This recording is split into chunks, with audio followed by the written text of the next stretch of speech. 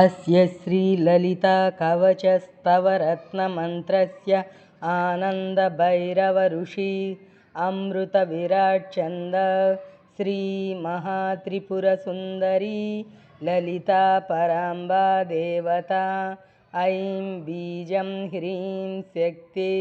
श्रीं कीलकं मम श्रीललिताम्बा प्रसादसिद्ध्यर्थे श्रीललिताकवचस्तवरत्नमन्त्रजपे विनियोग ऐं अङ्गुष्ठाभ्यां नमः ह्रीं तर्जनीभ्यां नमः श्रीं मध्यमाभ्यां नमः श्रीं अनामिकाभ्यां नमः ह्रीं कनिष्ठिकाभ्यां नमः ऐं करतलकरपृष्ठाभ्यां नमः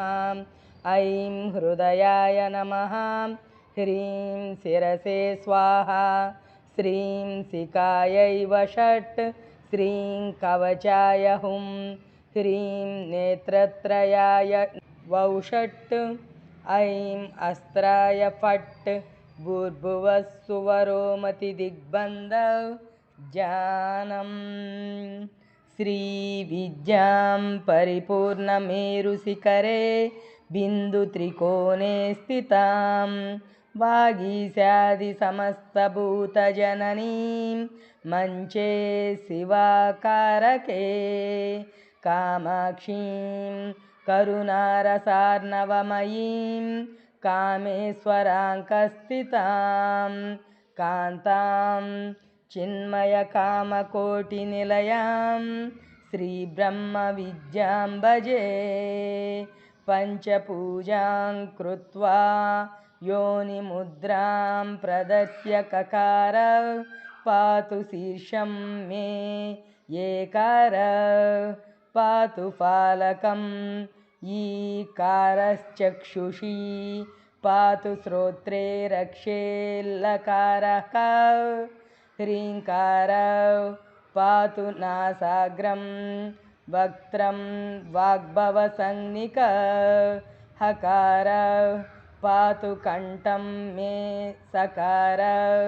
स्कन्ददेशकं ककारो हृदयं पातु हकारो जठरं तदा लकारो नाभिदेशं तु ह्रीङ्कारः पातु गुह्यकं कामकूटः सदा पातु कटिदेशं ममावतु सकारः पातु चोरु मे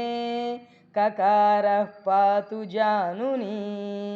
लकारः पातु जङ्गे मे ह्रीङ्कारः पातु गुल्फकौ शक्तिकूटं सदा पातु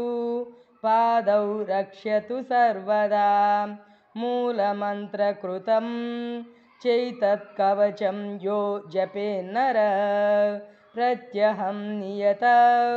प्रातस्तस्य लोकावशं वद।